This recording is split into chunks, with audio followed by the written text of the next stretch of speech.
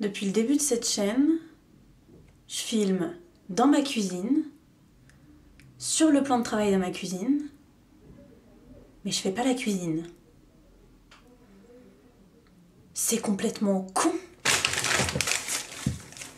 J'ai appris la cuisine quand j'avais 12 ans. C'était pas du tout une passion, c'était par nécessité. C'était parce que ma mère est une cuisinière exécrable.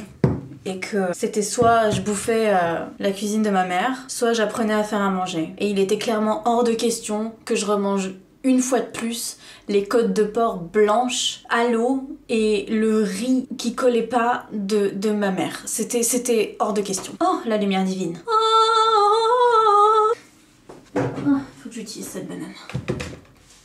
Du coup, j'ai pas du tout appris à cuisiner par passion. C'était une nécessité totale. Et ensuite, j'ai continué à faire la cuisine pour ma famille. C'était encore une fois une nécessité parce que, je sais pas, ils pensaient que c'était la place que devait prendre une jeune fille de 12 ans de faire la cuisine pour toute sa famille. Et j'ai grandi comme ça, en apprenant de plus en plus et en ayant de plus en plus d'expérience pour faire les plats qu'il y avait à faire et à faire toute la cuisine pour tout le monde, quoi. Et j'ai grandi comme ça, ignorant totalement et complètement que la cuisine, en fait, ça pouvait être une passion et que généralement quand on apprenait à cuisiner, c'était parce que on avait le goût de faire ce genre de choses, pas parce qu'on y était obligé. Et j'ai aussi ignoré complètement que généralement quand on fait la cuisine, on fait pas la cuisine seule de façon expérimentale, c'est nos parents qui nous l'apprennent. J'ai appris ça très très tard.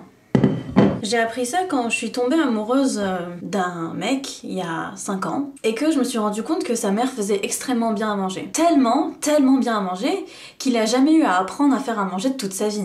Et quand on s'est mis en couple et qu'on a commencé à vivre ensemble, eh ben, il savait même pas utiliser une poêle à frire, quoi. C'était une catastrophe. C'est moi qui lui ai tout appris. Et un jour, alors que on était en week-end dans la maison familiale, la mère de ce mec m'a fait un cake à la banane. Et c'était, je pense, la première fois que j'en mangeais, et c'était un cake mais extraordinaire, délicieux, moelleux, avec le petit croquant des noix, c'était bon. Et j'ai passé 5 ans dans ce couple, 5 ans et demi, très exactement, à envier complètement le fait que ce mec-là ait une famille aimante et une mère qui lui faisait à manger et qui lui faisait à manger du cake à la banane extraordinaire. Du coup, pour me venger, j'ai largué ce mec, j'ai piqué la recette de cake à la banane et j'en ai fait une recette végane. Et c'est ce qu'on va faire aujourd'hui.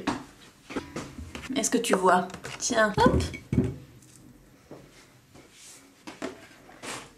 Il faut écraser les bananes, tu prends une fourchette et t'y vas. Au cours de ces longues années où j'ai appris à faire la cuisine, je me suis rendu compte qu'on avait perdu cette notion. Cette notion comme quoi la cuisine c'était pas forcément un plaisir. Parfois c'était une nécessité. Et aussi, ce qu'on sait pas, c'est que effectivement, la notion principale et la fonction principale de la cuisine c'est de se nourrir. Mais ce qu'on a oublié c'est que se nourrir ça veut pas forcément dire s'alimenter. Ça veut aussi dire apprendre. On peut se nourrir de musique, on peut se nourrir de calme, on peut se nourrir de sérénité, on peut se nourrir du sport, on peut se nourrir d'énergie, on peut même se nourrir des autres. Non, mais pas comme ça, oh là là. Et dans cette série de vidéos où je vais faire à manger, j'aimerais partager ce que j'ai appris de la cuisine. Parce que j'ai appris beaucoup plus que de me nourrir avec elle. J'ai appris des choses fondamentales. Ce cake à la banane, par exemple, c'est vraiment le moment, le symbole du moment où j'ai vraiment appris que ma famille était maltraitante. Alors on va reprendre depuis le début.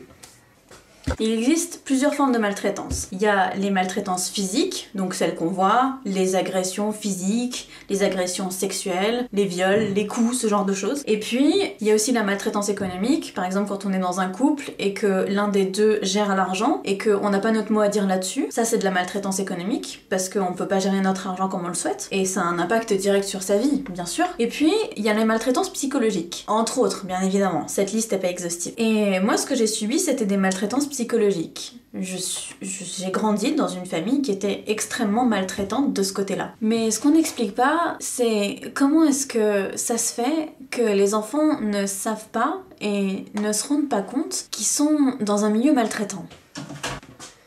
Et maintenant on ajoute 100 g de sucre, du lait végétal, de l'huile neutre et on mélange tout ça. Ben, en fait, si on s'en rend pas compte en tant qu'enfant qu'on est une famille maltraitante, c'est parce que cette famille, c'est nos normes. Et aussi parce que on grandit dans un environnement où on nous apprend que, eh ben, nos parents, ils nous aiment tellement qu'ils pourraient jamais nous faire du mal. Et d'un côté, c'est assez vrai. Parce que mes parents pensaient vraiment pas me maltraiter quand ils m'obligeaient à faire la cuisine, même quand j'en avais pas envie. Et ils avaient toujours une bonne raison de me maltraiter psychologiquement. D'une part, vu que je suis asiatique, il y a une justification qui est hyper raciste et hyper fausse, c'est que culturellement parlant, les parents asiatiques sont plus exigeants que les parents occidentaux. Et ça, je vais peut-être vous décevoir, mais c'est un gros cliché. J'ai vu beaucoup de parents asiatiques qui étaient pas maltraitants psychologiquement avec leurs enfants. Ça se justifie pas. On va passer aux ingrédients secs.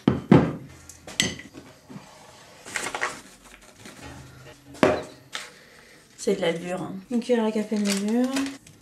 La même quantité de bicarbonate. Une pincée de sel. Et on passe tous les ingrédients secs au tamis. Dans les ingrédients mouillés. Je sais pas comment on dit. Liquides. Dans les ingrédients liquides. Tu vois tous les petits grumeaux là? On va leur niquer leur gueule. Et on touille. Bref, il y a toujours une multitude de justifications de la maltraitance. On maltraite jamais un enfant comme ça. On le maltraite parce qu'on le punit. On le punit d'avoir été un mauvais enfant. Le problème, c'est que, quelle que soit la gravité de ce qu'a fait ton enfant, y a rien qui mérite que tu l'obliges à faire à bouffer tous les midis et tous les soirs pour toute la famille, parce que tu penses que t'es trop fatigué pour le faire. Il y a un cadre, effectivement. Tu peux pas laisser ton enfant dessiner sur les murs, mais t'es pas obligé de lui gueuler pendant 3 heures dessus parce qu'il l'a fait. Il y a un cadre dans la maltraitance psychologique. Et mes parents, ils avaient clairement dépassé ça. Et je m'en étais jamais rendu compte. Jusqu'à ce que je vois cette mère aimante qui faisait à manger à ses enfants, et qui leur faisait bien à manger en plus. C'était pas les plats dégueulasses de ma mère, c'était un cake à la banane délicieux quoi. Voilà ce que m'a appris la cuisine. Elle m'a donné un symbole de la maltraitance psychologique. Mais néanmoins, le cake est délicieux, hein. Il est pas aussi dégueulasse que la maltraitance que je me suis pris dans la gueule toutes ces années. Le cake est très bon, juré, il est très très bon. Faut mélanger petit à petit, tu vois, la farine elle est sur les bords, et j'incorpore petit à petit pour qu'il n'y ait pas de grumeaux. On pourrait très bien le faire au mixeur, hein, on s'en fout. Et on va préchauffer le four à 210 degrés. Préchauffer le four, c'est peut-être mieux de le faire d'ailleurs au début de la recette plutôt que maintenant. Ouais. Maintenant on va mettre des cerneaux de noix. On aime trop les noix. Ça pourrait être mal interprété ça aussi hein. Du coup faut les concasser. Alors pour concasser des noix, tu prends un grand couteau. T'es pas obligé de prendre une feuille comme moi, hein. Tu prends n'importe lequel. Tu mets la paume de ta main gauche sur la pointe du couteau pour pas qu'il bouge. Et tu coupes en arc de cercle. Voilà, tu mets les noix dans la pâte. Ah ça aussi ça peut être mal interprété. Tu mélanges. Et t'ajoutes l'ingrédient secret, qui n'est plus secret puisque je vais te le dire. C'est du vinaigre. Oui, je sais, du vinaigre dans un gâteau, blablabla. On le sentira pas à la fin. Sa fonction, c'est d'activer le bicarbonate pour qu'il puisse faire lever la pâte. On le sentira pas du tout à la fin. Tu mets ça dans un moule. Oh, ça va, tout le monde le fait, hein. Puis c'est vegan, c'est pas avec des œufs crus et du lait dégueulasse dedans. Je vous emmerde. Eh ben, ayez pitié un peu, hein. Moi, j'étais une pauvre petite maltraitée. Ma mère, elle me faisait pas de gâteau à moi. Du coup, je pouvais pas lécher le plat à la fin, hein. Bon, ok, c'est moi qui faisais les gâteaux, du coup, je léchais le plat toute seule. Mais quand même, Allez, on enfourne ça. Au revoir. Ah, j'ai oublié un truc. Des petits cerneaux de noix dessus pour faire joli. Allez, bye bye. C'est chaud cette merde. Puis maintenant tu vas me ranger ce bordel hein, parce que c'est dégueulasse là. La vaisselle. Oui, la vaisselle. Faut que j'arrête de bouffer les noix. Oh putain, les doubles sens. Il faut que je cesse de m'alimenter de ces oléagineux. Allez, on range. Du coup avec ça je vais faire une infusion, vu que je me fais un cake pour le goûter. Oui, à moi toute seule, oui. C'est une infusion qui s'appelle Nuit d'été, que j'ai acheté dans la brûlerie Lani, qui sent les fruits rouges, c'est un bonheur. Et quand elle infuse... Attends, tu vas voir, je vais te montrer. Non, j'ai pas de thé hier, laisse-moi.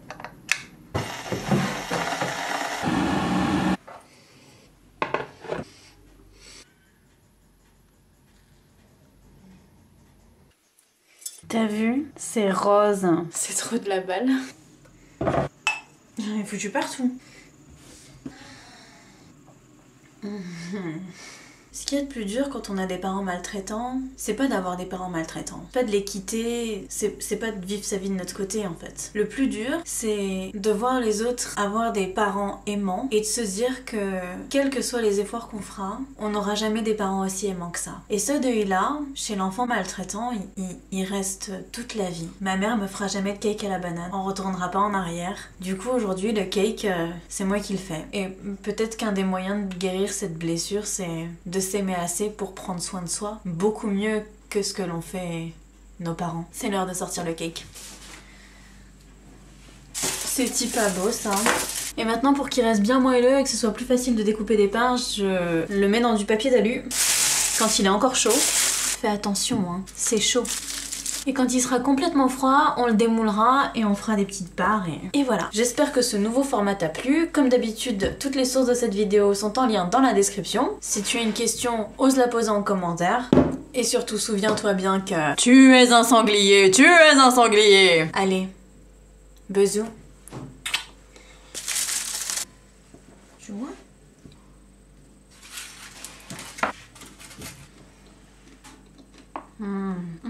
Trop bon.